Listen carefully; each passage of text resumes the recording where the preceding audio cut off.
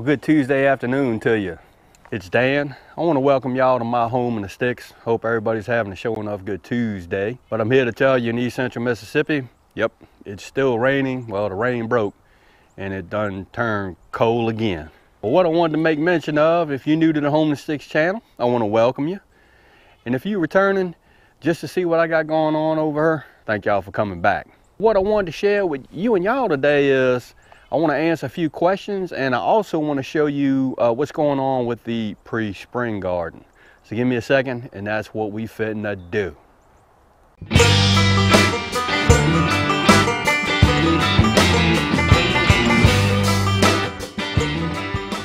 All right, we're over here by my 16-foot raised beds, and guess what? These true blue collards have started to go to seed. And it's just because the weather is just crazy. These guys don't know whether it's going to stay cold or whether it's going to warm up. So what I intend on doing is showing off harvesting these true blue collared seeds. From what I hear, these things, the seeds grow in some type of long pods, and you just let them dry out and you harvest them. And that's pretty cool because I sure enough want to share some of these true blue collard seeds with you and y'all that have asked about it. So that's one cool thing right there, and I'm just going to let these guys do their thing and go to seed, and we're good to go. As far as my broccoli, yep, a whole bunch of it has gone to seed. I don't know much about collecting seed off of broccoli. I'm going to have to study on that because I will probably collect some of these seeds as well. And my stonehead cabbage, look at the size of this guy right here. I've been letting him grow just to see how big he gets. But I've harvested one or two of these cabbages, and I'm here to tell you they sure enough good, especially with a ham hock in it.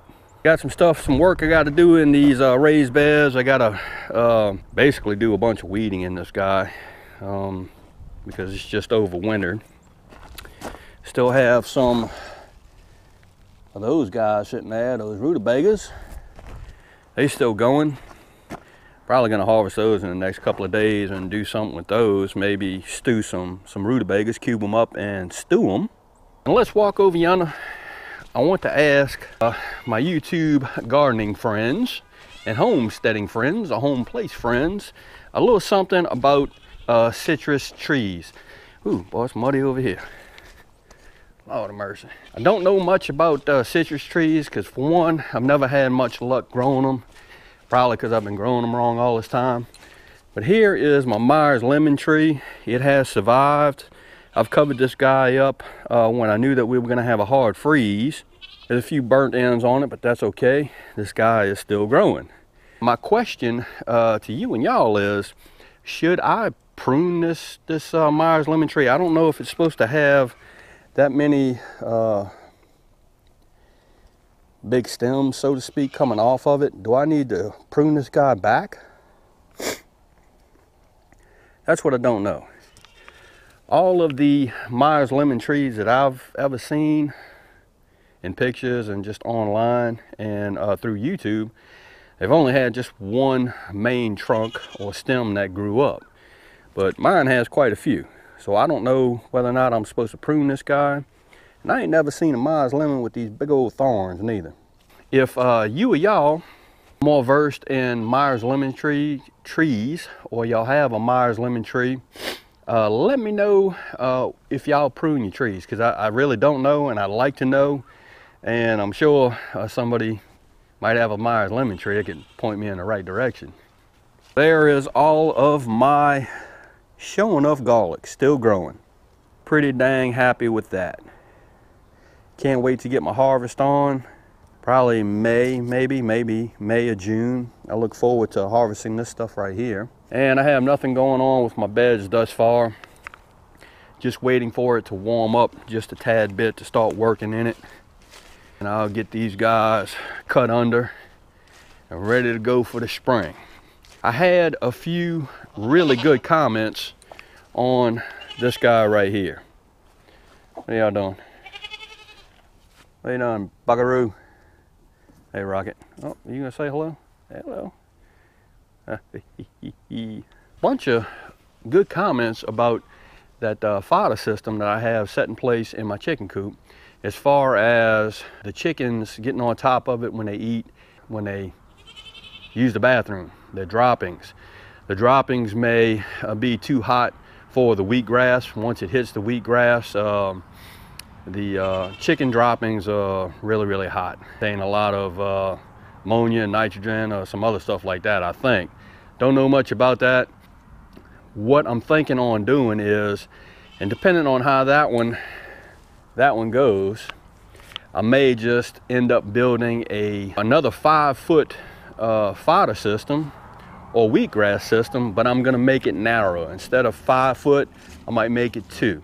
So they can't actually get on top of it. They probably can, but they ain't gonna get on top of it all that much because it's gonna be real narrow, and they can still get at it. So to answer those questions or those comments that were left, hey Dan, what about the chicken droppings that may land on the wheatgrass and possibly burn it, kill it possibly? That I don't know. I do know that wheatgrass is extremely hardy, but I don't know how it interacts with chicken droppings. So this is just a learning experience for all of us, and we sure enough gonna learn it together. So that's probably gonna be my alternative. I'll make another 5-foot box, but I won't make it 3 foot wide. May make it a foot wide, may make it 2 foot wide. So we're just gonna play that by ear. Somebody made a sure enough good comment about this bottle tree. They asked if I fertilized it regularly. No. It blooms year round. This is going to be a real short video, y'all. I wanted to walk you around and show you what was going on in the raised beds. Not a whole lot, just have a bunch of stuff that'll go in the seed. Looking forward to collecting those seeds, and also address the comments that were left about, and good comments that were left about the wheatgrass system that I'm working on in my chicken coop. So that's what I plan on doing with that. Hopefully, we won't get much more rain, maybe another couple of days of rain. So I'm sure enough gonna go to probably the Lowe's or another big box store and get my potting soil. I have a 50-pound bag of it, but I'll probably get a couple of more so we can load that wheatgrass feeder up and hopefully get that wheatgrass in the ground. Again, I hope everybody's having a sure enough good Tuesday, and I hope y'all are having a safe Tuesday wherever you're at. If you like this video, go on and give it a thumbs up. They help. If you haven't subscribed to the Home to 6 channel, y'all need to come on over and give me a look, because I'm always doing stuff, really. With that being said, you know what's coming, Dan Reference showing off, always gonna say it. Don't let nobody dull your shine. And I mean nobody. You sure enough get your shine on. I guarantee you it's important.